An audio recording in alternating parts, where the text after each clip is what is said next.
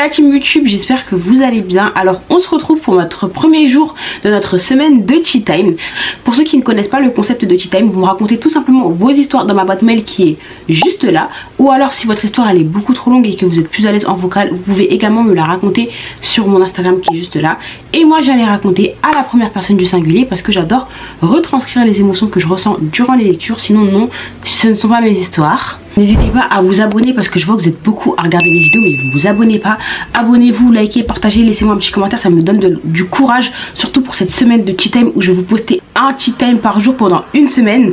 Et surtout, venez me suivre sur Snap. Je pense que j'ai assez parlé, sans plus tarder, c'est parti pour le Tea Time du jour. Coucou tout le monde, j'espère que vous allez bien. Alors moi c'est Inès, je vais avoir 19 ans dans quelques jours. Et je me suis retrouvée dans une situation très complexe et j'aurais besoin de vos conseils. Alors il faut savoir que l'histoire elle remonte à la seconde, donc ça fait à peu près 3-4 ans. Pour vous mettre un peu dans le contexte, il faut sachez que nous notre génération c'est une génération de groupes. Ça veut dire que j'étais dans plein de groupes Snap mondiaux où il y avait la légende de la vie de notre génération. Et du coup parmi tous ces groupes il y avait un groupe du lycée. Que c'était au moment de la rentrée, ça veut dire que c'était un petit peu mélangé, il y avait un petit peu de tout le monde. Il y a des gens que tu connais comme il y a des gens que tu connais pas. Il y a des gens où vous vous parlez mais vous n'êtes pas sûr que vous vous connaissez dans la vraie vie, ou vous vous parlez en message mais vous voyez en vrai, vous dites pas bonjour, genre juste vous vous regardez en mode ah je vois c'est qui. Enfin bref, grave gênant. Du coup dans le groupe il y a un mec en question avec qui je parlais, mais en fait il était pas en seconde, il était je crois en première. Ça veut dire que bah on parlait mais on traînait pas ensemble, si je peux dire ça comme ça. Et le pélo parce qu'en fait la meuf elle vient de Lyon. Le pélo avec qui je parlais c'était Ilyes. Je parlais avec Ilyes mais je voyais pas cette équipe parce qu'encore une fois il était en première, j'étais en seconde. Et un jour j'étais avec ma copine, elle devait m'accompagner faire les magasins. Et par la même occasion elle voulait aller voir son chéri. Et moi je savais pas que son chéri et Ilyes ils étaient amis. Et Ilyes il avait ma localisation. Et de là il voit que ma localisation elle bouge et il me dit oui enfin tu vas où, c'est comment. Je lui dis bah on va juste au magasin, on a des trucs à acheter. Il me dit mais non vous allez pas juste au magasin parce que je sais que ta copine après elle doit aller voir mon pote, donc son mec. Du coup il se propose les garçons à venir nous accompagner au magasin. C'était trop drôle parce qu'on était des meufs et eux bah ils rentraient dans tous les magasins de meufs, ils étaient les seuls mecs, c'était archi investi. Par contre on va pas se mentir, leur dégaine elle laissait vraiment à désirer. Vous voyez sur TikTok, je pense que vous avez déjà vu les préjugés sur la manière dont les mecs de Lyon s'habillaient. Et bah eux c'est ça. Vous voyez le préjugé c'est ça, ils s'habillent comme ça, genre vraiment aucun style, rien, ils dégagent rien. Ça on va dire que c'était un petit peu le début de notre relation. On s'est pas vraiment posé mais on parlait. Bah en vrai dans la globalité au début ça se passait bien. Je vous sautais 3 mois. En plus c'était un moment où il m'avait bloqué parce qu'on se parlait plus quoi. Et c'est pas, il y a une de mes amies qui vient me voir et qui me dit ouais est-ce que tu parles avec un certain Ilyes. Je dis bah ouais pourquoi. Elle me dit mais t'es sérieuse ou quoi, c'est mon ex, patati patata, c'est le mec dont je te parlais, comment t'es ma pote, tu parlais avec mon ex. Et moi je savais pas. Je lui ai dit si tu veux moi y a pas de souci, genre je coupe tout avec lui. Dans tout cas là il m'avait bloqué. Si tu veux je coupe tout avec lui, même si je vais pas vous mentir que je commençais déjà à avoir des sentiments. Et surtout c'est mon premier mec. Premier câlin, premier bisou, premier mec quoi. Voilà, on n'est pas allé plus loin ensemble, mais c'est le premier mec que j'ai vraiment affectionné, aimé. Vous connaissez l'adolescence. Et en plus c'est vrai qu'elle me parlait d'un certain Ilyes.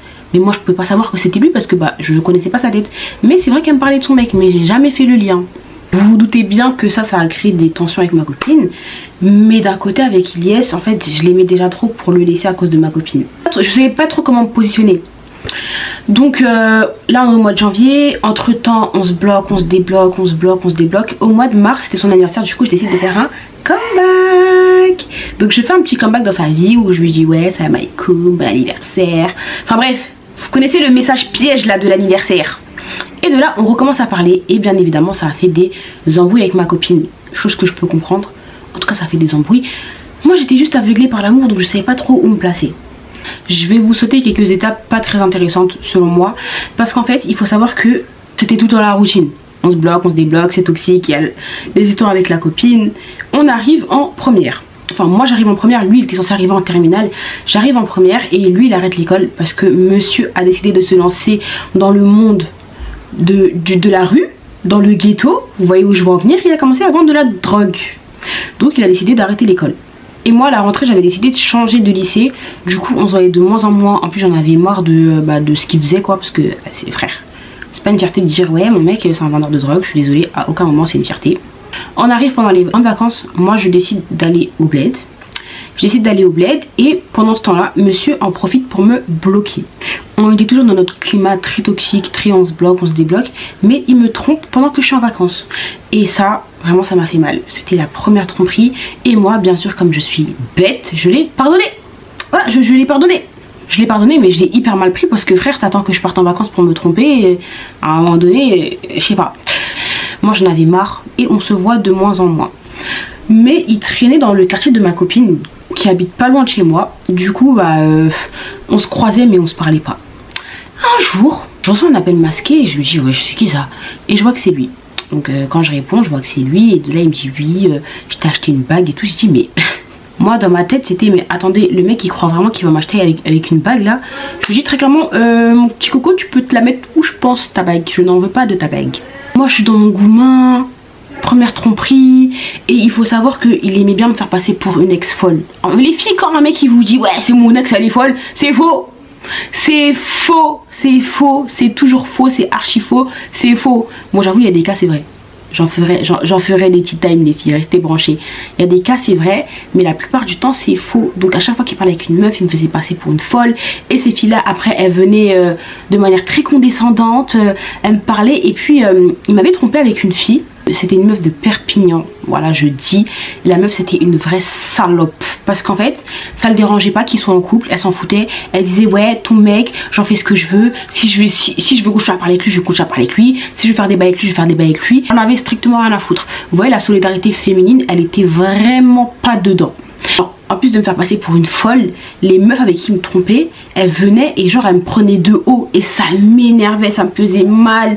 2-3 semaines après, je reçois un message, je reçois un DM d'une meuf qui me dit ouais c'est qui pour toi Ilyes? Je dis je lui explique un peu vite fait. Et elle me dit non et tout, c'est mon mec, il m'a offert une bague. Il m'a offert une bague, je vais le faire changer. J'ai dit mais ma copine réveille-toi. Je sais pas ça fait combien de temps vous êtes ensemble, mais si moi en 1 an et demi j'ai pas réussi à le faire changer, c'est pas toi qui vas réussir à le faire changer.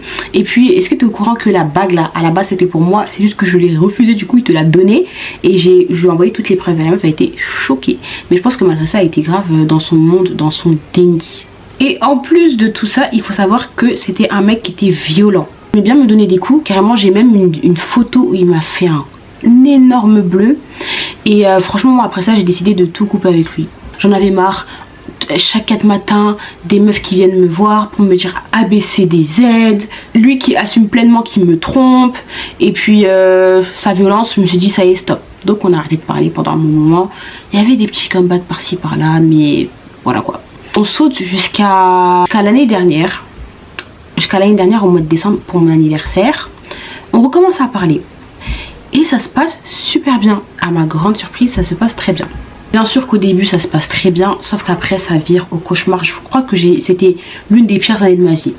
On se parle, on arrête de se parler, il me frappe, on se bloque, on se débloque, il me trompe. Mais j'étais dedans parce que j'étais amoureuse. J'étais très clairement amoureuse jusqu'au moment où je décide de partir en vacances au bled. Et là je coupe tout avec lui. Je coupe tout avec lui, je fais ma vie tranquillement. Et un jour on se revoit. On se croise par hasard, pardon, on se revoit pas parce que moi, pour moi, c'est bon, c'était fini. Je suis en train de marcher dans le quartier où on traîne. Et de là, il y a son pote qui m'appelle. Son pote, il m'appelle et tout. Il me dit, ouais, viens et tout, il y a quelqu'un qui veut te parler. Et je vois que c'est Ilyes. J'étais en mode, mais qu'est-ce qu'il veut celui-là? Et après ça, il m'a pris sur le côté, il m'a parlé le violoncelle. Oh, la flûte, les filles, la flûte, il a essayé de m'endormir en me disant ouais je suis désolée, c'est toi que j'aime, patati patata. Vous connaissez déjà, ils ont, vous voyez le texte copier-coller, voilà, ils ont tous le même texte. Là vous devez vous dire, s'il lui a joué la flûte, elle a dû savoir que c'est de la flûte. J'ai accepté. J'ai accepté. Des petites paroles un peu par-ci par-là, j'ai accepté. Et de là, les gens du quartier, ils savaient qu'on était ensemble. Parce que en plus de ça, en plus d'avoir accepté de me remettre avec ce mec qui était violent et qui me trompait de gauche à droite et qui l'assumait pleinement, en plus d'être un vendeur de drogue, lui, il faut le dire, et bien quand il était tout seul ou quand je m'ennuyais, on se posait sur le rinté où il est censé servir. Voilà, donc je restais avec lui, je tenais compagnie et je lui voyais, il donnait des 10, il donnait des 20. J'étais ça à Bonnie quoi. C'était le Clyde, j'étais ça à Bonnie sur le rinté, tranquillement, tout doux. franchement ça me dégoûtait, la vérité ça me dégoûtait. Et puis même j'étais en mode bah non, je peux pas continuer à vivre ça en fait. Donc j'ai décidé de le bloquer, on a arrêté de se parler. Mais juin comme ça 2025, je me pose avec un mec. C'est un mec que je connais depuis longtemps, il est posé, rien à voir avec Ilyes, rien à voir. Comme je vous l'ai dit ou je vous l'ai pas dit, je vous le répète, je viens de Lyon. Et il faut sachez que Lyon c'est très petit, tout se sait, tout le monde se connaît, les rumeurs elles vont très vite. Et c'est comme ça qu'Ilyes il a appris que j'étais posée avec Fares. Donc moi je suis avec Fares, ça se passe bien. Jusqu'au moment où Ilyes il apprend que je parle avec Fares. Et là dégâts, parce qu'ils avaient des amis en commun. Et comme je vous l'ai dit, Lyon c'est petit, tout le monde se connaît. Il l'ajoute et il lui envoie des messages. Je lui dis ouais, faut pas parler avec Inès. Inès elle est comme ci, elle est comme ça. Il dit que des trucs de mal. Il lui parle que en mal de moi. Il dit que oui, Inès elle est à moi. En plus c'est une pute, elle et moi on a fait ça, ça, ça. Alors que lui et moi on n'a jamais rien fait ensemble. Il a essayé plusieurs fois d'aller loin, mais ça n'a jamais marché. Il y a toujours un truc qui l'en empêchait. Franchement j'aurais pu dire qu'il a essayé plusieurs fois de me violer, mais ça n'a jamais marché. Sur le coup bien sûr je prenais pas ça comme du viol, mais quand tu dis non plusieurs fois et que la personne elle insiste, c'est du viol, désolé. Et tout ce qu'il a dit à Fares il l'a cru et il a décidé de me bloquer. Et franchement ça m'a fait grave du mal. Et j'étais en mode vas-y, en fait j'ai capté, je crois, il y a personne qui va m'aimer si c'est pas le fou Ilyes là. Alors qu'en vrai je mérite mieux qu'Ilyes. Ilyes c'est quoi? Mais j'avais trop le seum d'Ilyes parce qu'il avait gâché ma relation. Il est parti inventer des trucs sur moi, me mentir, il a gâché ma relation. Un jour, il y a des mecs, il y a des grands et tout, de où ils traînent, qui me branchent. Ils me disent ouais salut ça va et tout, est-ce que t'as des nouvelles d'Ilyes? Je leur dis ouais, j'ai parlé avec lui il y a pas longtemps, enfin ouais j'ai de ses nouvelles. Et est-ce que vous sentez la patate arriver là? Donc parmi les personnes là qui viennent me voir et qui me disent oui est-ce que t'es toujours branché avec Ilyes, je leur dis oui j'ai parlé avec lui il y a pas longtemps. Et de là il m'explique, c'était son cousin, c'était le cousin à Ilyes. Il m'explique que oui, Ilyes il lui doit de l'argent, il a volé, il est introuvable, depuis il le cherche, il fait le mort et tout. Donc moi j'envoie un message à Ilyes, je dis ouais ça va et tout, tu fais quoi? Enfin moi je lui parle en mode normal. Pour préparer le guet-apens. Et là il dit ouais ça va tranquille et tout, je suis en Suisse, enfin bref. Il a rien vu venir. Moi là j'étais dans une optique où je voulais trop me venger parce que ce mec il me pourrissait la vie, il était violent avec moi, il a plusieurs fois essayé d'aller plus loin alors que je voulais pas, il me trompait, il assumait, il en avait rien à faire, il jouait avec mon cœur. Donc à un moment donné je me suis dit bah je vais tout simplement me venger. Je vais tout simplement me venger. Son cousin il me demande mais comment ça se fait que t'es avec lui, enfin il te mérite pas, t'es trop bien pour lui et tout, c'est un chien, en plus c'est un voleur, enfin bref. Et donc c'est comme ça qu'on décide d'échafauder un plan pour lui tendre un guet-apens pour que son cousin il l'attrape. Parce qu'il devait de l'argent à son cousin. Il voulait même me payer. Mais moi franchement j'étais dans une optique où je m'en fous de l'argent. Moi je veux juste que tu me venges bien comme il faut pour tout ce que ce mec m'a fait subir. Je vais raconter mais pas tout dans les moindres détails. Je vais pas raconter l'histoire de viol et tout. Et il faut savoir que Ilyes il me faisait du chantage affectif. Il me disait ouais envoie-moi des photos, fais-moi ci. Et heureusement que je suis quelqu'un de très têtu et quand je dis non c'est non.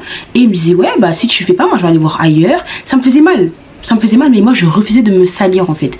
Donc je savais, il assumait, il me disait, il me prévenait. Oh si tu m'envoies pas de photos je vais aller voir un tel, je vais aller voir une meuf. Si tu fais pas de bail avec moi bah je vais aller voir ailleurs. Et j'étais en mode ok bah vas-y fais-le, mais moi je vais pas le faire avec toi en tout cas. Honnêtement sur le coup j'avais tellement envie de me venger que je pensais pas à est-ce que j'allais regretter, est-ce que j'allais pas regretter. Le jour du guet-apens il tombe sur le jour de mon oral de bac.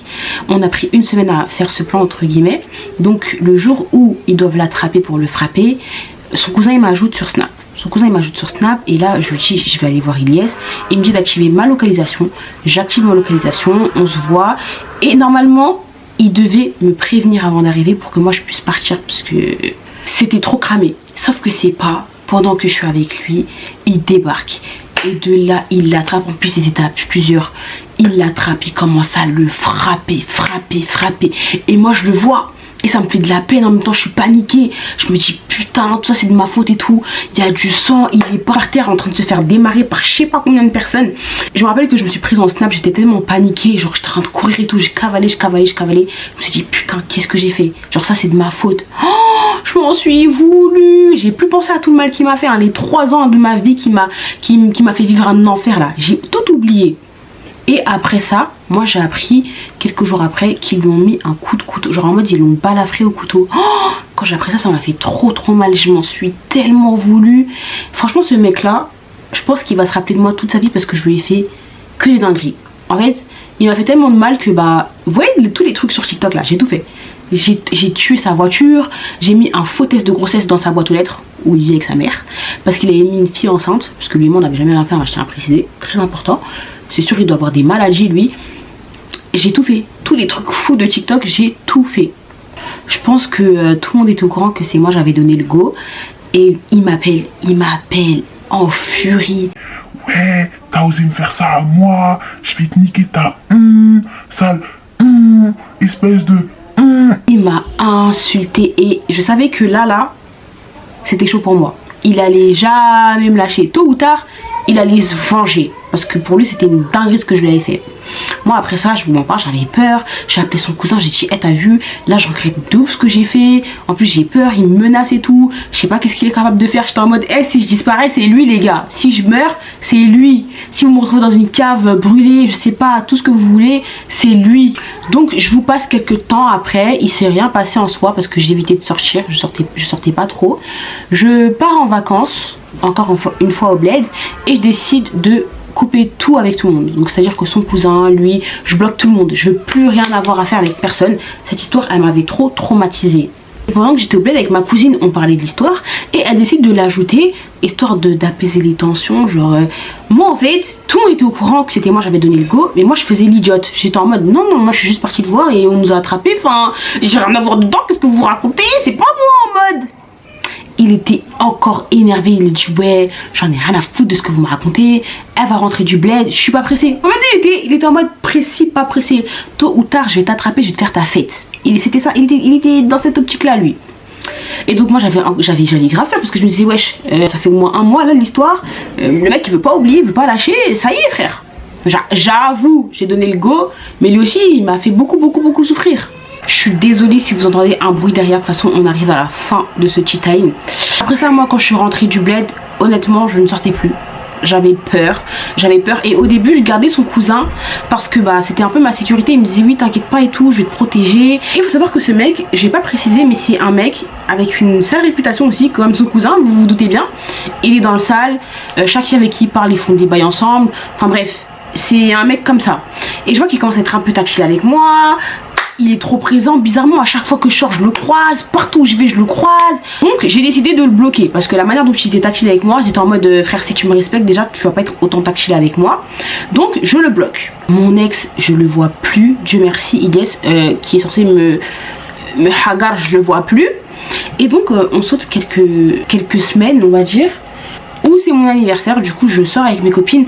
J'avoue qu'on est parti dans un restaurant un peu mondial. Pour quelqu'un qui est recherché, j'aurais pas dû.